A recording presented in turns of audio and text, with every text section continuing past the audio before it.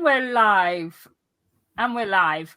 Hello and welcome to the Oakwood Literature Festival. This is our Platinum Jubilee breakfast meeting with panelists. I'm Dawn Brooks. I'm the chair of the festival. Ruth, who are you? I'm Ruth Lonsdale. I act as the secretary for the organisation.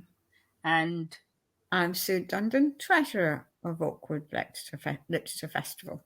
Yeah, so these are the people who work the hardest behind the scenes, making sure the festival pulls everything together, and we'll continue to be doing so. But what we're here for today is we're here for breakfast. I've got a lovely croissant here. Nice cup of tea. So I hope you've grabbed your breakfast, or if you're watching this. So the reason we're here today is to discuss newspapers from Coronation Day, June the 2nd, 1953. I've got the Daily Express. What have you got, Ruth? I've got the Daily Mirror. Oh, lovely. And Sue? I've got a souvenir copy from the Daily Sketch. Daily Sketch? Don't have that anymore. Did that become the Daily Mail? I'm not sure. Not sure. Anyway, obviously the big headline of the day was the coronation of the Queen Elizabeth II. Anyone got any really exciting headlines on that topic? Sue, what about you? Okay, just that it was such an exciting day with so many people waiting outside, camping, and the atmosphere was just amazing. Strangers helping each other. Brilliant. So yeah, very, very exciting day. And Prince Charles was actually kicking through the curtains, and the crowd were just amazed. 15,000 people cheered. Oh, Before he was sort of dragged back in, but he did kick through again when they played Teddy Bear's Picnic. Was he peeping through? He was peeping through. Yeah. He was 4 at the time in a blue suit. They could just about see. Okay, so very exciting. Oh. He was the only one allowed, wasn't he? Because Princess Anne was too young, so he wasn't allowed to go. Go on, Ruth. Sorry. My headline is the Queen's surprise, and as well as talking about her gown, it talks about the vigil that she had the night before, where she left a party to go and pray for her big day ahead and all her future and things. Pray, did you say? Yes, she left a party to pray. Yeah. Which is partly what her upbringing was. Happened during her upbringing. She had this religious background, and I thought that was amazing. And what a time that when you think you need prayer, that would be one of them, wouldn't it? Really. And then it describes this beautiful gown she was wearing, which is just amazing. Right.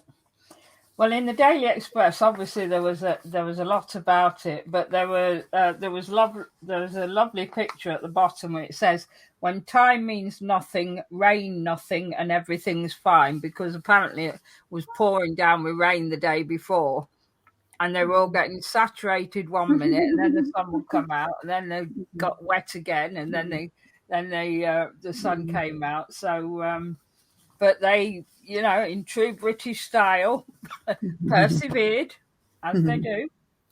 Actually, in my paper, what it said was in between the showers and the sunshine, they had a beautiful rainbow stretching from Buckingham Palace right across to Westminster Bridge.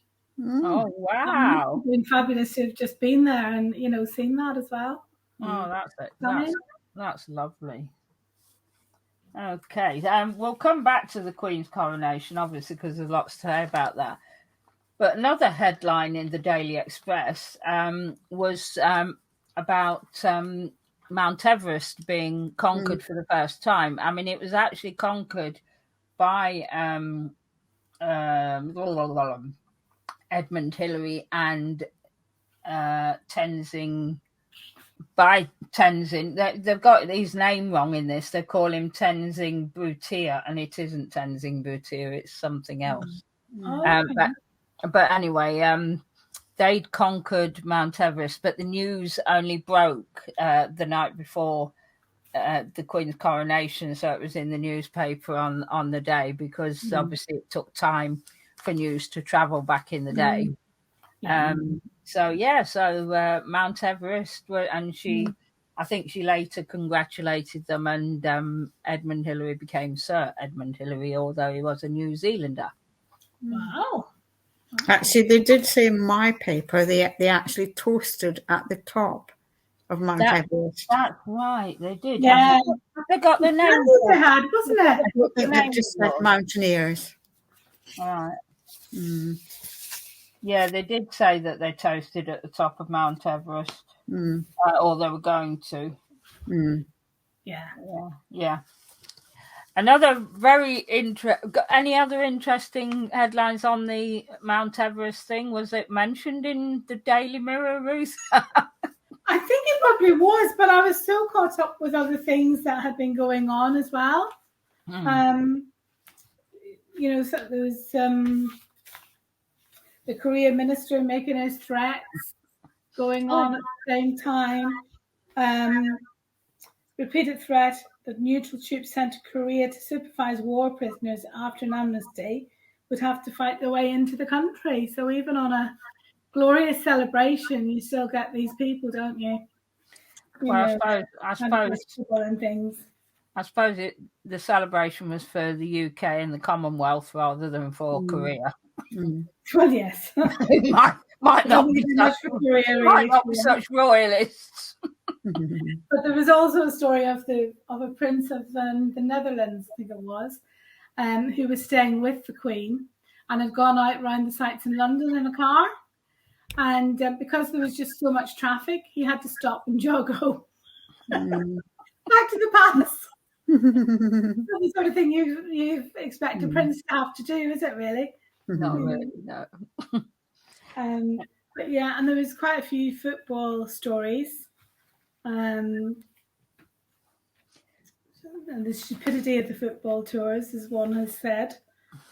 But it's, I have to say, I wasn't as riveted by that because of the Queen really took it with me, really. Well, in my paper, there's a little headline on the first page, because it's a broadsheet, the Daily Express was back in that day. And it's saying 3 cricketers had been struck by lightning and killed the night before, so that was all a bit sad. And they were actually playing. They were playing struck in a pavilion in Earlham near Manchester last night during a coronation match. So they were playing a coronation match, and sadly 3 people were must have been a huge bolt of lightning. You often hear that one person might be killed by lightning, but 3, that's... Actually, I do have that in this paper as well. But it's also talking about a woman golfer was struck by lightning on a course in Chesterfield as well. Same day before, yeah. Same day, yeah. And the caddies had to carry her to the clubhouse, but she got off with neck and face burns. Did she live, though? She lived, yeah. Face and neck burns, but lived.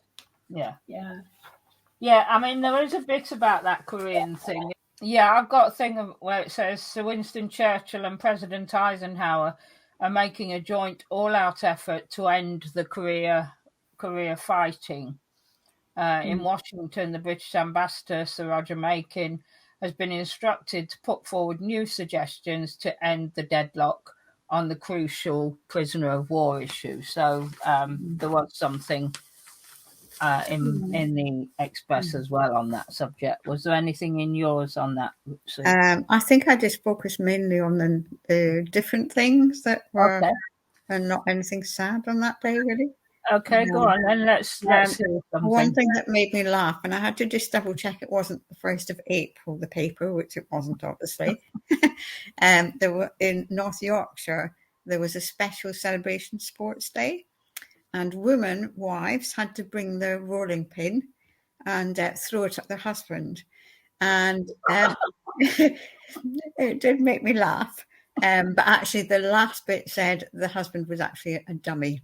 And the wife that won had managed to hit the dummy the most times, but it doesn't say who won. But it did make me laugh.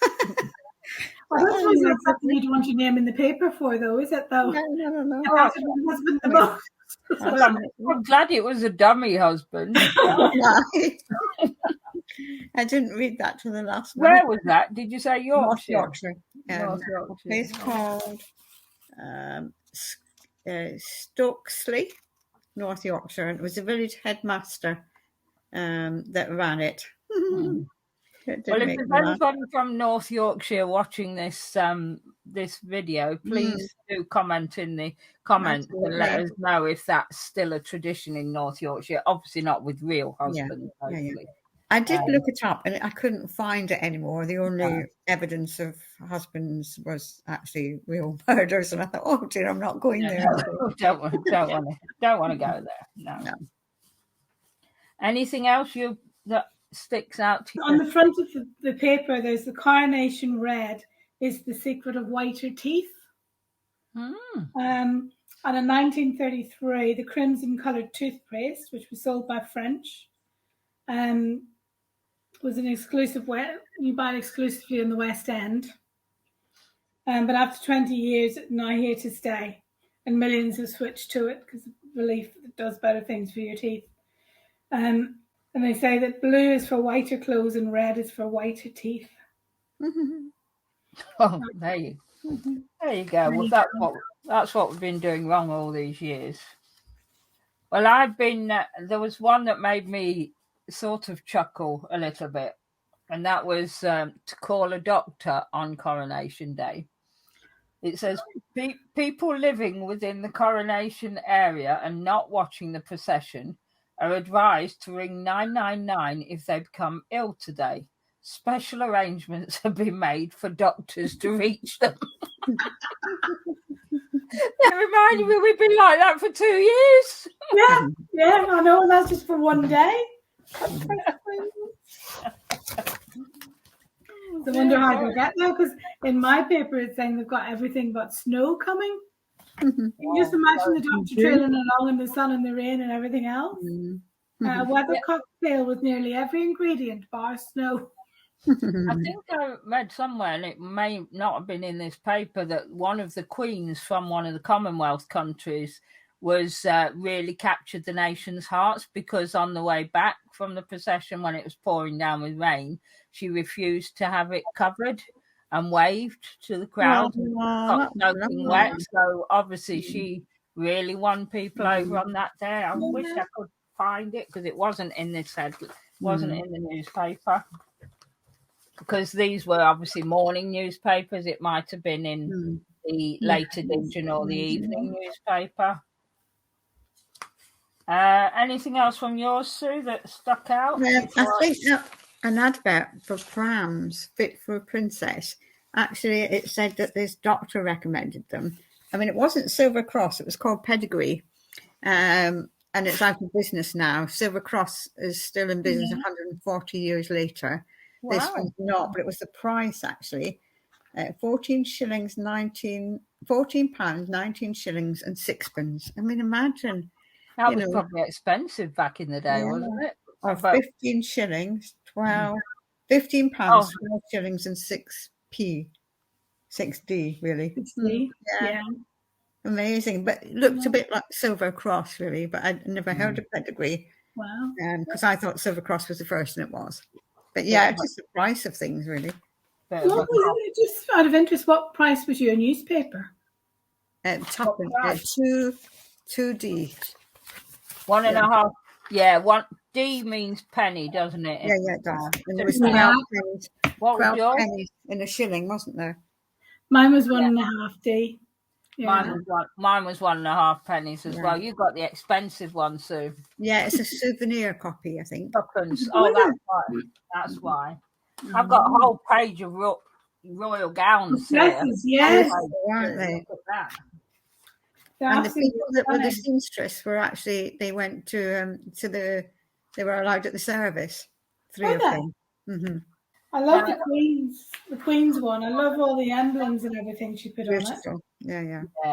Yeah, it was a gorgeous gown. Mm.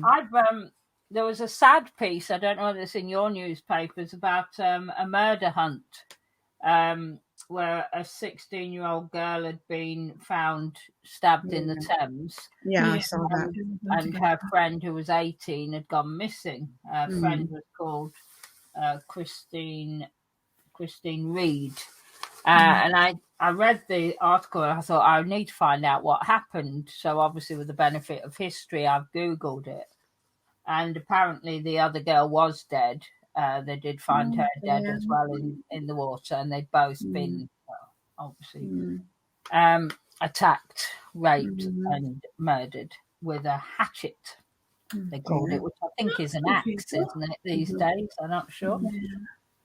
And a 22-year-old man was arrested a few months later when he'd attacked 2 other women, not killed them. And he was hanged in December that year because obviously hanging was still, still in place then.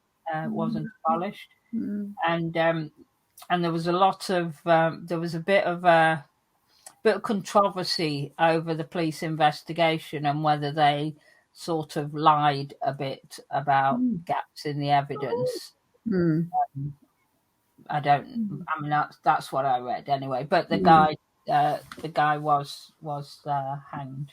Was there anything mention of that in your papers? This missing girl?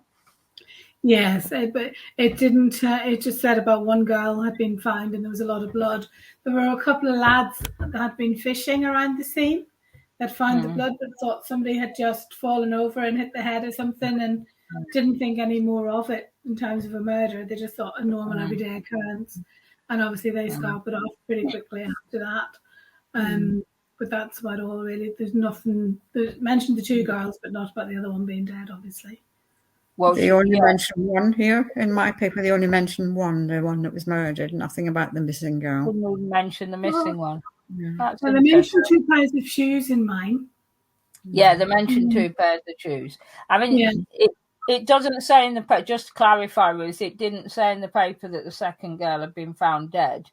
No, I googled it because I wanted to know what had happened and whether she was all right, but sadly not. That was a bit.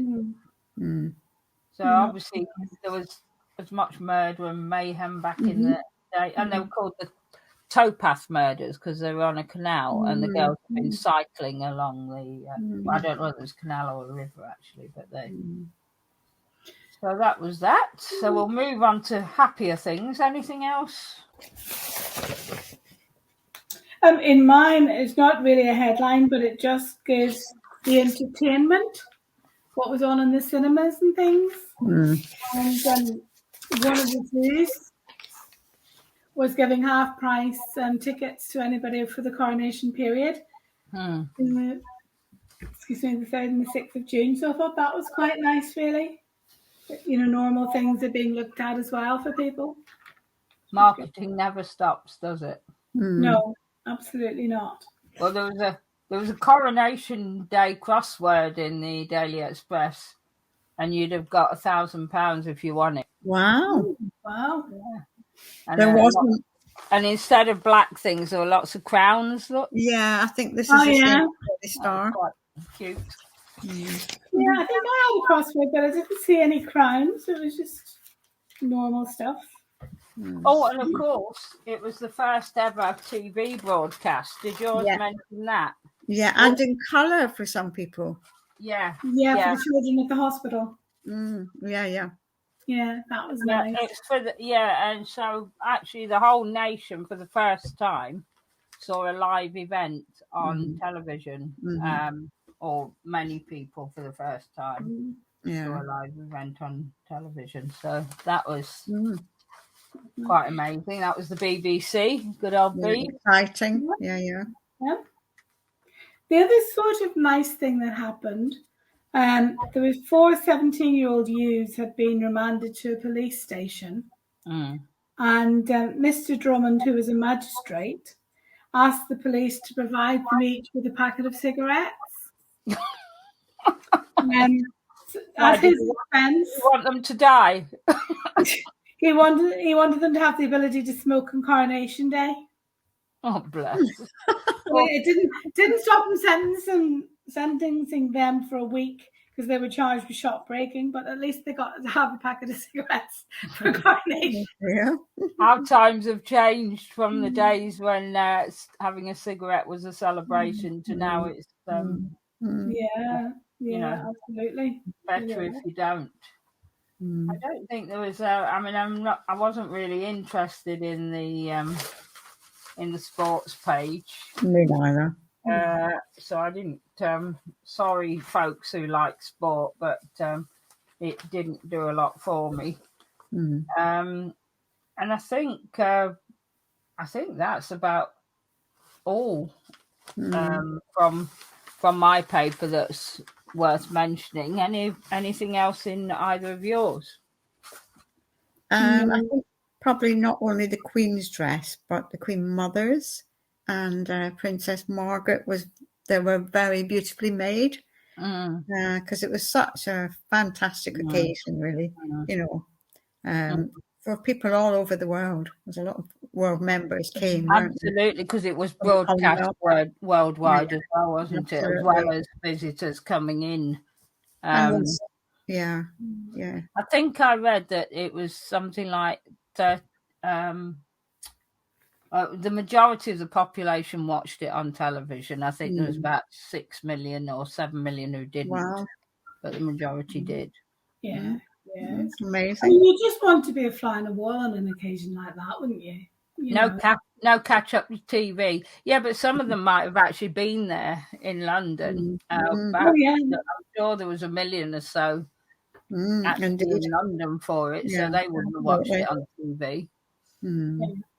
Sadly. I mean, a lot of people wouldn't have had TV. A lot of people got together, didn't they, and shared the television to watch it. And I think some of the cinemas opened with it on screen. I'm not sure. Might need correcting on that, but yeah, I think some of the wealthier people opened up their houses, like the wider family and friends, to come and watch it. That must have been absolutely wonderful. And seeing the dress and the weight that the dress carried as well. And because the chair that she used to sit at, I think it's at Westminster, didn't have a back secure. So she had to sit absolutely bolt upright for the entire service. And she got to take the dress off for 10 minutes to relieve the pressure. So it must have been really weighty, and then a crown obviously in her head as well. So. But stunning dress. I love the fact she included all the emblems, and then she included Canada and Australia's mottos and Pakistan's as well on her dress. New Zealand. Yeah, very lovely thing to do, really. Yeah. So it was a day of celebration, and obviously this is now a year of celebration, because we have the Platinum Jubilee celebrations obviously going on around the bank, mostly around the bank holiday, around the 4th to the 6th of June. But yeah, we thought as we were having our festival in April that we would give it a mention. It is a year-long occasion. There's lots of events going on throughout the year.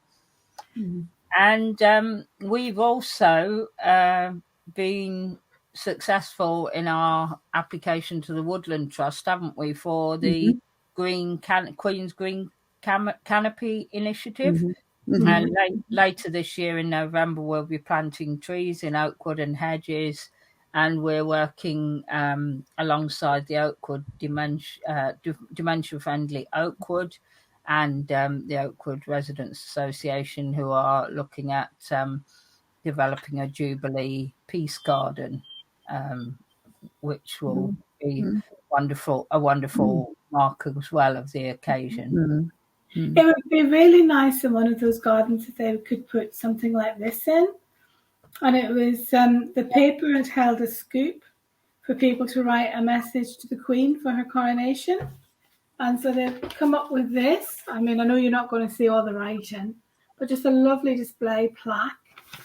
And on it says, HRH, go forth into the crowd, Our love will shield you. Our voices cheer you. Our prayers uphold you. Our hearts be with you, dear Queen. And then it's the greeting from Mrs. Marjorie Webb, a housewife of Langport, Somerset. I just thought that was just so lovely. Yeah, that's wonderful. That is really wonderful. So I think we've come to the end of this broadcast, just about. And do look out at 9:30 this morning, because you'll be able to hear my short keynote talk on our history making Queen, where I'll highlight some of the events that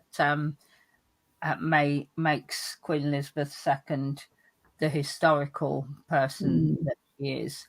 And I think we should all raise our cups of tea and say, God save the Queen.